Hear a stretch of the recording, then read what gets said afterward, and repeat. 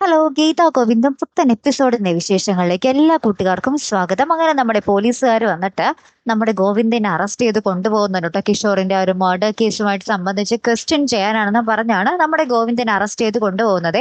ഇപ്പൊ നമ്മുടെ ഗീതും രാധികാമ്മയും പ്രിയമോളൊക്കെ തടയാൻ ശ്രമിക്കുന്നുണ്ടെങ്കിലും പോലീസുകാരനെ ഒരു ദാക്ഷിണ്യവും ഇല്ലാതെ കൊണ്ടുപോകുന്നുണ്ട്. അപ്പൊ അവര് പറയുന്നുണ്ട് അനാർക്കലിയുടെയും സത്യദാസിന്റെ ഒക്കെ പണം മുടങ്ങുന്നുണ്ടല്ലേ സാർ, അതുകൊണ്ടായിരിക്കും ഇത്ര ആത്മാർത്ഥത എന്നൊക്കെ പറഞ്ഞ് നമ്മുടെ ആജാസും ഗീതുവും നമ്മുടെ പോലീസുകാരനെ കളിയാക്കുന്നൊക്കെ ഉണ്ട്. പക്ഷെ അദ്ദേഹം വീണ്ടും നമ്മുടെ ഗോവിന്ദിനെ വിലങ്ങൊക്കെ വെച്ച് ജീപ്പിൽ കയറ്റി കൊണ്ടുപോകുക.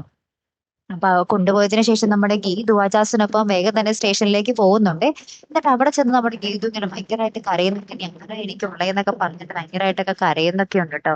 അപ്പൊ നമ്മുടെ ഗോവിന്ദ് പറയുന്നുണ്ട്, നീ വേഗം രഞ്ജുവിന്റെ അടുത്തേക്ക് ചെല്ല, അവർക്കൊന്നും പറ്റരുത് എന്നൊക്കെ പറഞ്ഞ് ഇങ്ങനെ നമ്മുടെ ഗീതുവിനോട് പറയുന്നുണ്ട്. അപ്പൊ എന്നിട്ട് ഗീതുവിനെ സമാധാനിപ്പിക്കാൻ നമ്മുടെ അജാസിനോടും പറയുന്നുണ്ട്, ഇവരെല്ലാരും നീ നോക്കിക്കോളണം എന്നൊക്കെ പറഞ്ഞ് നമ്മുടെ അജാസിനെ ഏൽപ്പിക്കുന്നുണ്ട്.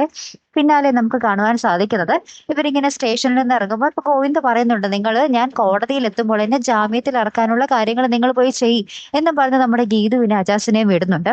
അപ്പൊ ഇവരിങ്ങനെ പോലീസ് സ്റ്റേഷനിൽ ഇറങ്ങുന്ന നേരം ഒരു ഗുണ്ട അവിടെ ഉണ്ട്. അപ്പൊ അജാസ് ആ ഗുണ്ടയെ ഇങ്ങനെ നോട്ടമിട്ടിട്ടുണ്ടാകെ, എന്നിട്ട് ഗീതുവിനോട് പറയും, ഗീതു അടുത്ത അപകടം നമുക്ക് പുറകെയുണ്ട്, നമ്മളൊരു സൂക്ഷിക്കണം, ഭയങ്കരമായിട്ട് ശ്രദ്ധിക്കണം എന്നും പറഞ്ഞ് നമ്മുടെ ഗീതുവിന് ഒരു വാർണിംഗ് കൊടുത്തിട്ട് ഗീതുവിനെയും കൂട്ടി കൊണ്ടുപോകുക കേട്ടോ. നമ്മുടെ അജാസ് ആ സംശയിച്ചതുപോലെ തന്നെ നമ്മുടെ അനാർക്കലിയും സത്യദാസും ഗീതുവിനെ കൊല്ലാൻ വേണ്ടി അയച്ച ഗുണ്ടയായിരിക്കും കേട്ടോ അത്.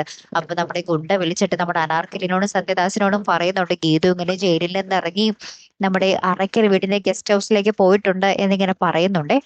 അങ്ങനെ ഇവര് ഈ പറയുന്നതൊക്കെ നമ്മുടെ അനാർക്കലിയും സത്യദാസും ഗീതുവിനെ കൊല്ലണം, ഇഞ്ചിഞ്ചായിട്ട് നുറുക്കിയിടണം എന്നൊക്കെ പറഞ്ഞിങ്ങനെ പ്ലാൻ ചെയ്യുന്നത് മൊത്തം നമ്മുടെ മാർഗടി കേൾക്കുന്നുണ്ട് കേട്ടോ. അവിടെ ഇപ്പൊ നമ്മുടെ രാധികാമ്മയും ഉണ്ട്. അപ്പൊ രാധികാമ്മ പറയുന്നുണ്ട്, നിങ്ങൾ ഗീതുവിന് എന്ത് വേണമെങ്കിലും ചെയ്തു, പക്ഷെ എന്റെ കണ്ണനൊന്നും പറ്റരുത് എന്നൊക്കെ പറഞ്ഞിങ്ങനെ നിൽക്കുന്ന ഒരു രംഗങ്ങളിലാട്ടോ കൂട്ടുകാരെ എപ്പിസോഡ് അവസാനിക്കുന്നത്. അപ്പൊ എന്തായാലും നമ്മൾ ഓർക്കുക, ഇനി വെറും 3 ദിവസം ബാക്കി. ഇന്നും നാളെയും മറ്റന്നാളും മാത്രമേ നമ്മുടെ ഗീതാ ഗോവിന്ദം ഉള്ളൂ കേട്ടോ. ശരിക്കും പറഞ്ഞാല് അത്യാവശ്യം സങ്കടമുണ്ട്. നമ്മുടെ ഏഷ്യാനെറ്റിൽ പോയിക്കൊണ്ടിരിക്കുന്ന പരമ്പരകളിൽ ഒരു മികച്ച പരമ്പര എന്ന് തന്നെ പറയാറുണ്ട് നമ്മുടെ ഗീതാ ഗോവിന്ദം അല്ലെ.